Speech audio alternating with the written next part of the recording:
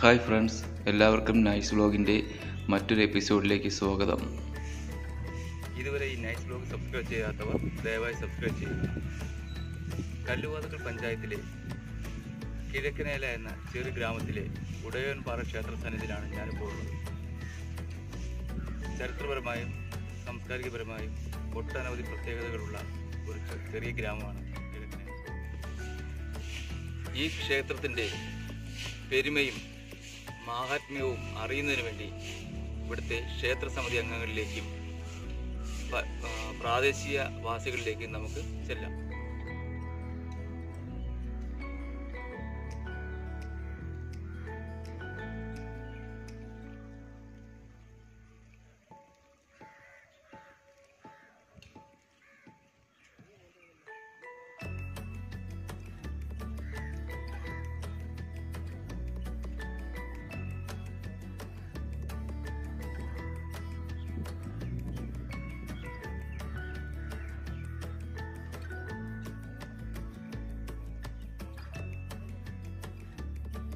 വളരെ പുരാതനമായ ഒരു ക്ഷേത്രമാണിത്. ഏകദേശം ഒരു 150-200 വർഷത്തെ പഴക്കം ഉണ്ടെന്നാണ് നമ്മളെ വിശ്വാസം.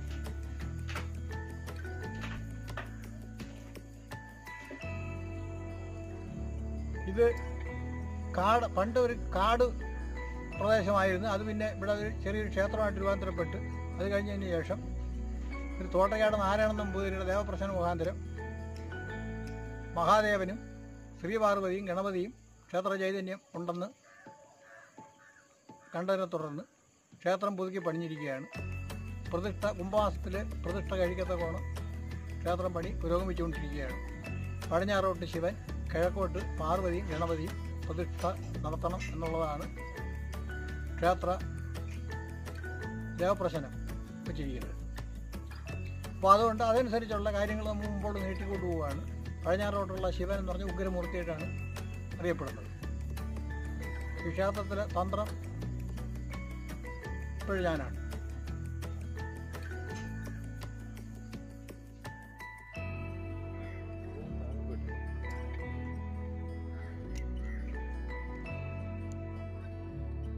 ഇതുവരെ എൻ്റെ ചാനൽ സബ്സ്ക്രൈബ് ചെയ്യാത്തവർ ദയവായി സബ്സ്ക്രൈബ് ചെയ്യുക.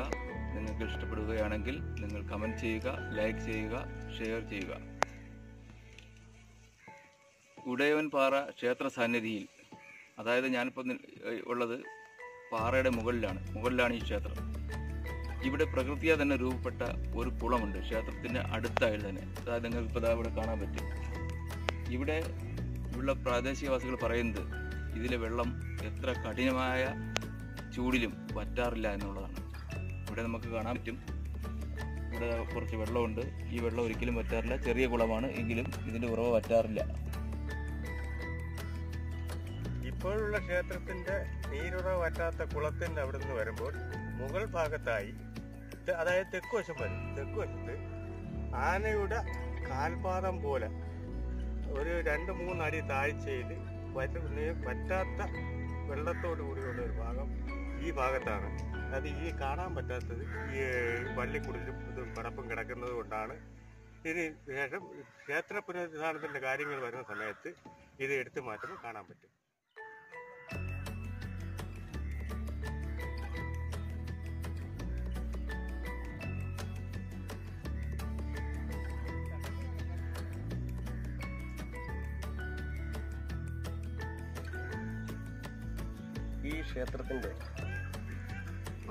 ഈ ക്ഷേത്രത്തിൻ്റെ പഴമയെക്കുറിച്ച് പറയുമ്പോൾ ഒരുപാട് കാര്യങ്ങളുണ്ട്. എനിക്ക് അതിൽ അത്രത്തോളം വയസ്സൊന്നുമില്ല. എങ്കിലും ഞാൻ ഈ കാണുന്ന എൻ്റെ അറിവ്, എൻ്റെ കുട്ടിക്കാലം മുതൽ കണ്ടുകൊണ്ടിരുന്ന അറിവുകൾ വെച്ച് പലരും പറഞ്ഞു കേട്ടതും ഞാൻ നേരിട്ട് കണ്ട കാര്യങ്ങളും കുറച്ച് കാര്യങ്ങൾ എനിക്കറിയാം. അത് ഞാൻ ഇതിലേക്ക് പറയുകയാണ്. കാരണം ഇതൊരു താഴെ കാണുന്ന ഒരു ചെറിയ തോട് ഇപ്പോൾ നമുക്ക് കാണാൻ കഴിയും. അത് പക്ഷേ ഒരു കാലത്തൊരു വലിയ നദിയായിരുന്നിരിക്കാം. ആ നദി ലോപിച്ച് മഴക്കാലത്ത് എക്കലടിഞ്ഞ് കൃഷിഭൂമിയായി മാറിയതായിരിക്കാം. അങ്ങനെ ആളുകൾ കൂട്ടമായിട്ട് വന്ന് ഇവിടെ കൃഷിയും മറ്റും നടത്തി അവർ ഈ പാറയുടെ മുകളിൽ ഒരു ആരാധനാ സമ്പ്രദായം തുടങ്ങി വെച്ചതായിരിക്കാം. കാരണം ഇതിലുള്ള ഒരു പഴക്കത്തിൻ്റെ കാര്യം പറയുന്നത് കേട്ട് കഴിഞ്ഞാൽ നമ്മുടെ ഈ നാഗരികതകളിലൊക്കെ ഉൾഖനനം ചെയ്ത് നോക്കിയപ്പോഴത്തേക്ക് ലഭിക്കുന്നതിനൊക്കെ ഉള്ള കളിമണ്ണിൽ തീർത്ത തലയോടുകൾ, പ്രതിമകൾ, അതിൻ്റെ തലയുടെ ഭാഗങ്ങളൊക്കെയാണ് കൈകാലുകൾ മുറിഞ്ഞു പോയത് ആയിട്ട് അങ്ങനെ ഭാഗികമായി നാശം ഉണ്ടായ കുറേ സാധനങ്ങൾ. അത് എന്നെന്ന് പറഞ്ഞു കഴിഞ്ഞാൽ എൻ്റെ വളരെ കുട്ടിക്കാലത്താണ് ഇപ്പോൾ താഴെ കാണുന്ന ക്ഷേത്രത്തിൻ്റെ നിർമ്മാണം. അതിനു മുമ്പേ അവിടെ ക്ഷേത്രം എന്ന് പറയുന്നത്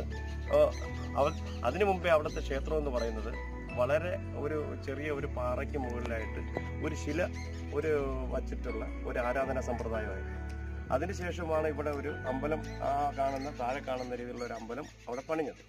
ആ സമയത്ത് ഇതിനകത്ത് ഇതിൻ്റെ മുകളിലൊക്കെ ഇതുപോലെ മേടെ കാണുന്നതിനൊക്കെയുള്ള പീസായ പാറകളുണ്ടായിരുന്നു. ആ പാറകൾ ആ ക്ഷേത്രത്തിൻ്റെ നിർമ്മാണത്തിന് വേണ്ടി അടർത്തി മാറ്റിയപ്പോൾ, അത് പീസുകളായിട്ടിരുന്ന പാറകളാണ് അടർത്തി മാറ്റിയപ്പോൾ അതിനടിയിൽ നമ്മുടെ പഴയ ഈ ചരിത്രങ്ങളിലൊക്കെ നമ്മൾ പഠിക്കുമ്പോൾ കാണുന്ന തരത്തിലുള്ള പ്രതിമ, നാഗരികതകളിലൊക്കെ ഖനനം ചെയ്തെടുക്കുന്ന പ്രതിമകൾ, തല മുറിഞ്ഞു പോയത്, കുറച്ച് കൈകാലുകൾ, അങ്ങനെ നാശമൊക്കെ സംഭവിച്ചു കഴിഞ്ഞു. പൂർണ്ണമായിട്ടുള്ള രൂപത്തിലല്ല കിട്ടിയിട്ടുണ്ടായിരുന്നു, തലയുടെ രൂപത്തിലുള്ളതായി. അപ്പോൾ അത് ഒരുപക്ഷെ പ്രാചീന ഏതെങ്കിലും ഒരു സംസ്കാരം ഇതിൻ്റെ ഭാഗമായിട്ട് ആ ജനങ്ങൾ ഇവിടെ ജീവിച്ചിട്ടുണ്ടാവാം. അവരുമായിരിക്കും ഇവിടെ ഈ ശിവശക്തി സങ്കല്പത്തിൻ്റെ ആരാധന സമ്പ്രദായങ്ങളോട് നടത്തിയിരുന്നതായിരിക്കാം. അത് അവർ ഒരുപക്ഷെ താഴെ കൃഷി നടത്തി, താഴെ വയലുകൾ ഇവിടെ മറിച്ച് കൃഷി നടത്തിയിട്ട് അവരിവിടെ താമസിക്കുകയും അവരുടെ കൃഷിയെയും മറ്റുള്ളതിനെയും സംരക്ഷിച്ചിരുന്ന ദേവനായ പശുപതിനാഥനായ ശിവനെ ഇവിടെ ആരാധിച്ചതായിരിക്കാം എന്ന് എനിക്ക് പലപ്പോഴും തോന്നിയിട്ടുണ്ട്. അതായിരിക്കും എന്നും ഞാൻ തീർത്ത് പറയാൻ എനിക്ക് തെളിവുകളൊന്നുമില്ല, എങ്കിലും അതുപോലുള്ള കാര്യങ്ങൾ നമുക്ക് ഇവിടെ നിന്ന് കണ്ടിട്ടുണ്ട്.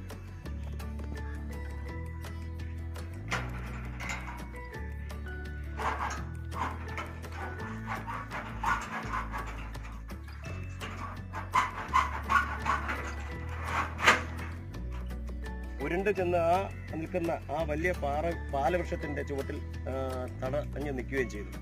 അങ്ങനെ അന്ന് ക്ഷേത്ര ദർശനത്തിന് വന്ന ആൾക്കാർ വളരെ വിഷമത്തോടെ ഓടിച്ചെന്ന് ആ കുട്ടിയെടുത്തപ്പോൾ കുട്ടിക്ക് യാതൊരുവിധമായ പരുക്കുകളോ യാതൊരുവിധമായ ഒരു പോറൽ പോലും ഇല്ലാതെ ആ കുട്ടി ഒരു കുഴപ്പവുമില്ലാതെ ആ കുട്ടി എടുത്തുകൊണ്ടുവന്ന് ഇവിടെ നിർത്തി. ആ കുട്ടി അന്ന് തന്നെ നമ്മുടെ ക്ഷേത്ര ദർശനവും കഴിഞ്ഞ് ഇവിടുത്തെ നിവേദ്യമായ പഞ്ചരസവും കഴിച്ചതിന് ശേഷമാണ് പോയത്. ആ കുട്ടി ഇന്നും ഉണ്ട്. ആ കുട്ടിയെ അന്ന് അവിടെ ഓടിപ്പോയി എടുത്തുകൊണ്ടുവന്ന വ്യക്തിയും ഇന്ന് ജീവിച്ചിരിക്കും. ഈ ക്ഷേത്രത്തിന്റെ മറ്റൊരു അത്ഭുതത്തിനെ കുറിച്ച് പറയുകയാണെങ്കിൽ, ഈ പാറയ്ക്ക് മുകളിലൂടെ അനേകം ആൾക്കാർ മുകൾ വശത്ത് താമസിക്കുന്നവർ ദർശനത്തിനായി വന്നുകൊണ്ടിരുന്നത് വേനലായാലും മഴയായാലും ഏത് കാലാവസ്ഥയിലായാലും അവർ താഴെ ക്ഷേത്ര ദർശനത്തിന് വന്നുകൊണ്ടിരുന്നത് ഈ പാറയ്ക്ക് മുകളിലൂടെയാണ്. അങ്ങനെ വരുമ്പോൾ ഒരു സ്ത്രീ ഒരു ദിവസം 2 കുട്ടികളുമായിട്ട് ഇവിടെ വരികയും ഈ ഭാഗത്തെത്തിയപ്പോൾ ഒരു കുട്ടിയുടെ കൈവിട്ട് ആ കുട്ടി ഇവിടെ നിന്ന് തെറിച്ച് താഴേക്ക് പോവുകയും, അതായത് ഏകദേശം കറക്റ്റായിട്ട് പറഞ്ഞു കഴിഞ്ഞാൽ ആ കുട്ടി പറന്നു പോയതിന് തുല്യമായി താഴെ ചെന്നു ഉരുണ്ടു വീണു.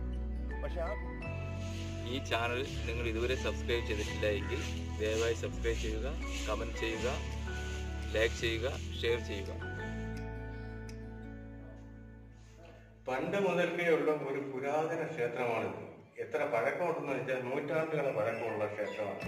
അന്ന് ഇവിടെ പച്ചാരാധനയും കാര്യം വീര്യവുമല്ല, പടം വരച്ചിട്ട്, അതായത് ബാണും ബജ്ജി കുളമ്പടികളും ഇങ്ങനെയുള്ള എല്ലാം വരച്ച് ആണ് ഇവിടെ പൂജ നടത്തിക്കൊണ്ടിരുന്നത്. ഇപ്പോൾ ആ ഭാഗത്ത്, അതായത് മൂലഭാഗത്ത് ഒരു ക്ഷേത്രം നിർമ്മിച്ച് പൂർത്തിയായി കൊണ്ടിരിക്കുകയാണ്. അങ്ങനെയുള്ള ഒരു ക്ഷേത്രമാണിത്. ഈ ഉടയവൻ പാറ എന്ന് പറയുന്നത് ഈ നാട്ടിലെ ഭക്തജനങ്ങളുടെ ഏറ്റവും മഹത്തായ ഒരു ക്ഷേത്രമാണ്. അത് ഉടയവൻ നാഥൻ എന്നുള്ള രീതിയിലാണ് ഇവിടെ ആൾക്കാർ. ഇവിടെ അനേകം ഭക്തർ ഇവിടെ വരികയും ഇവിടുന്ന് പ്രസാദങ്ങൾ വാങ്ങുകയും അവർ വിചാരിക്കുന്ന കാര്യം അതുപോലെ സാധിച്ചു കൊടുക്കുകയും ചെയ്യുന്ന ഒരു ഭഗവാനാണ് ഈ ഉടയൻ പാറ മഹാദേവൻ. അങ്ങനെയുള്ള കാര്യങ്ങളാണ് ഇവിടെ പറയാനുള്ളത്. ഇവിടെ പുരാതനമായ എല്ലാ കാര്യങ്ങളും ഇവിടെ നടന്നുകൊണ്ടിരിക്കുകയാണ്. വളരെ പ്രതിഷ്ഠമായ വിളിച്ചാൽ വിളി കേൾക്കും ആ രീതിയിലുള്ള ഒരു ക്ഷേത്രമാണ്. നമസ്കാരം. ഞാൻ ഉടയൻപാറ മഹാദേവ ക്ഷേത്രത്തിലെ ശാന്തിയാണ്. ഇവിടെ സംബന്ധിച്ച് പറയുകയാണെങ്കിൽ വളരെ വളരെ പുരാതന കാലം തൊട്ടേ ആരാധിച്ചു വരുന്ന ഒരു ശിവക്ഷേത്രമാണ്. ഇവിടെ പിന്നെ പാർവതി ദേവിയുടെ സാന്നിധ്യം കൂടെ ഉണ്ട്. പടിഞ്ഞോറോട്ടാണ് ക്ഷേത്രത്തിൻ്റെ ദർശനം. അപ്പോൾ ഗംഗാ നദി ഭഗവാന്റെ പാതാരബന്ധങ്ങൾ ഇങ്ങനെ തഴി ഒഴുകുന്നത് പോലെ നീരുറവ എപ്പോഴും ഒഴുകിക്കൊണ്ടിരിക്കുന്ന ഒരു ക്ഷേത്രം കൂടിയാണിത്. പിന്നെ പഴയ കാലത്ത്, അതായത് പൂർവികന്മാർ പറഞ്ഞു കേട്ടതും എൻ്റെ അറിവെങ്കിലുമുള്ള കാര്യം പറയുകയാണെങ്കിൽ ഈ ക്ഷേത്രത്തിൻ്റെ പഴയകാല ചരിത്രമെന്ന് പറയുന്നത്, ഇവിടെ ഇന്ന് ഈ സ്ഥിതി ചെയ്യുന്ന ഈ സ്ഥലത്ത് വളരെ വള്ളിക്കുടിലുകളും വള്ളിപ്പടർപ്പുകളും മരങ്ങളും വൃക്ഷങ്ങളും കൊണ്ട് വളരെ നല്ല ഒരു അന്തരീക്ഷമുള്ള ഒരു സമയമുണ്ടായിരുന്നു. ഇന്ന് ക്ഷേത്രമില്ല. ഇന്ന് വൃശ്ചിക മാസം സമയത്ത് പച്ചപ്പന്തൽ, അതിൽ ഓല മുടഞ്ഞ് പച്ചപ്പന്തൽ കെട്ടി അതിനകത്ത് ഒരു 41 ദിവസത്തെ വിളക്കും ഭജന നാമജപം ഇങ്ങനെയുള്ള കാര്യങ്ങളൊക്കെ പഴയ ആൾക്കാർ നടത്തിയിട്ടുള്ള ഒരു സ്ഥലം കൂടിയാണിത്. പിന്നെ ഈ കാലഘട്ടത്തിൽ പിന്നെ ഇതിൽ ജീർണാവസ്ഥയിൽ നിൽക്കുന്ന ഈ ക്ഷേത്രമായതുകൊണ്ട് ദേവപ്രശ്നം നടത്തി ക്ഷേത്രം പുനരുദ്ധാരണ പ്രവർത്തനങ്ങൾ നടത്തിക്കൊണ്ടിരിക്കുകയാണ്.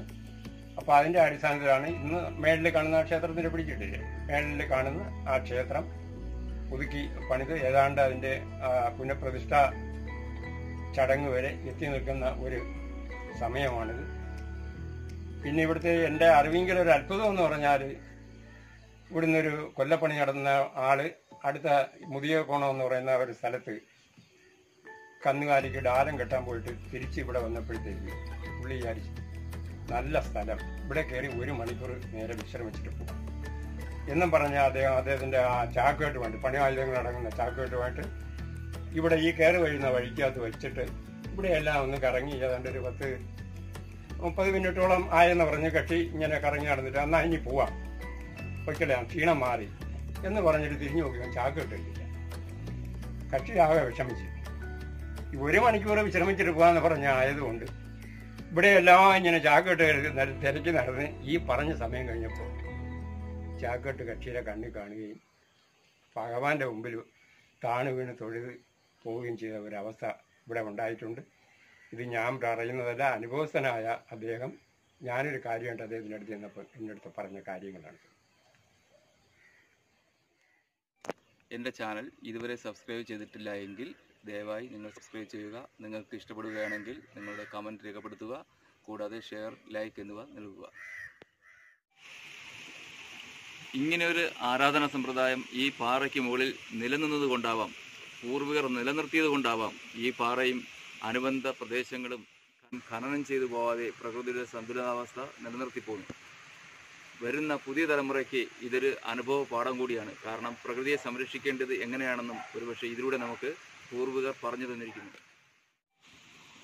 ഇതൊക്കെ അന്ധവിശ്വാസങ്ങളെന്നും അനാചാരങ്ങളെന്നും പറയുന്ന പുതിയ തലമുറയോട് ഒന്ന് പറയുവാനുണ്ട്. ഈ ആരാധനാ സമ്പ്രദായങ്ങളെല്ലാം പ്രകൃതിയുടെ സംരക്ഷണം കൂടി മുൻനിർത്തിയാണ് നിലനിൽക്കുന്നത്. ഇനിയും ഇതുപോലുള്ള നല്ല കാഴ്ചകളും വിശേഷങ്ങളുമായി നമുക്ക് അടുത്ത എപ്പിസോഡിൽ കണ്ടുമുട്ടാം. അതുവരെ ബൈ ബൈ.